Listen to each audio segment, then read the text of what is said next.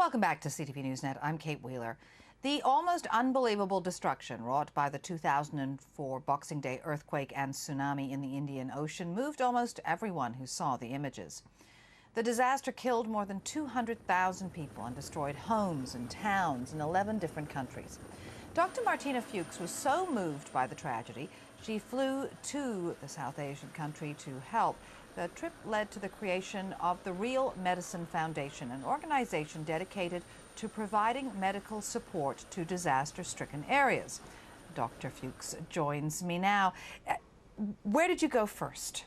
I decided to go to Sri Lanka, which is an island country, and the coastline was completely destroyed after the tsunami. And I worked in the very south in a camp called Mavela Camp.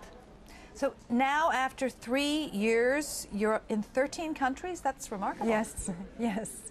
So tell me a little bit about the organization and what the message is behind it, because it's a more holistic type of medicine. Yes, real medicine, the focus is on the person as a whole. So it's not just the physical, medical, but also emotional, social, economic support. So we focus on helping the whole person in the community and the communities that we are helping to get back on their feet. So then how do your doctors and the people that work with you get mobilized when there's a disaster? What happens is that we have, in the countries we are working, we have teams, we have doctors, nurses, coordinators who run our clinics. When a disaster happens, we see what kind of doctors we have available, which people we have available, and we send them into the countries to scout. Mm-hmm. For example, in Peru, at the earthquake in August 2007, we send team members to scout the area, Pisco, Chincha, Ica, San Clemente, and then we choose an area that has been very poor in the first place, where we decide to establish our clinics so that we can have the highest possible impact. Is it easy to get into some areas? I imagine Burma may have not been that easy. You know, it's a little bit easier after disasters because the despair is just so immense and help is needed so much. So what I've experienced is that there is a network out there, and you know, you try to do it together with other organizations, with other doctors, so you can help as quick as possible and as effectively as possible. So what are your hopes? What's the future of this organization? You know, the sky's the limit. Our hope is to just help as many people as possible, as many children and families as possible. And right now it's several 100,000 every day that our help reaches. And the sky's the limit. So what are you asking of people that may be seeing this interview? You know, what we need the most, of course, is financial support. But we also need friends. One of our concepts is friends helping friends helping friends. So the more funds and the more friends we have supporting our work, the more people we can reach around the world. And so I know you're losing your earpiece, that can be tricky. How can people help you?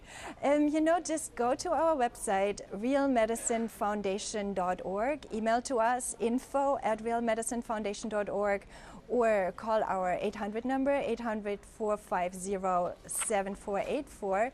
And, you know, we need doctors, of course, we need nurses, but we also need web designers, graphic designers. We need people who help us to fundraise, to organize, you know, fundraising parties, to spread the word in their communities. We do toy drives for the children in disaster areas who have lost everything. We do clothes drives. So everybody is needed, and we are so grateful for whoever wants to join us. All right, so now you're a pediatrician, but do you still, I know you're the founder of this organization, do you still travel to disaster areas? Yes, I was in Africa already 3 times this year. We have projects in Mozambique, in Kenya, in Nigeria and Uganda, and it's very important for me to see what's going on the ground and the needs in the countries. And you know, what drives me are the faces of the children and their families, and I like to be connected. We have teams that sustain our clinics, and that's in Peru, for example, Peruvian doctors, in Kenya, Kenyan doctors and nurses. But we help from here, we train from here, we supervise. And yes, I go. And in Kenya, for example, I was in Kenya in May in our clinic. Just in one day, we saw 100 children. 90 out of these 100 were malaria infected, and 4 were HIV infected. So to see this really firsthand, and this is what happened to me in Sri Lanka, to see it firsthand, that's just what drives me and keeps me going. I completely understand. Thank you very much for taking the time to tell me and everyone about your organization. Thank you for having me. It is time now for us to take a short break. There is more news ahead here at CTV NewsNet. Stay with us.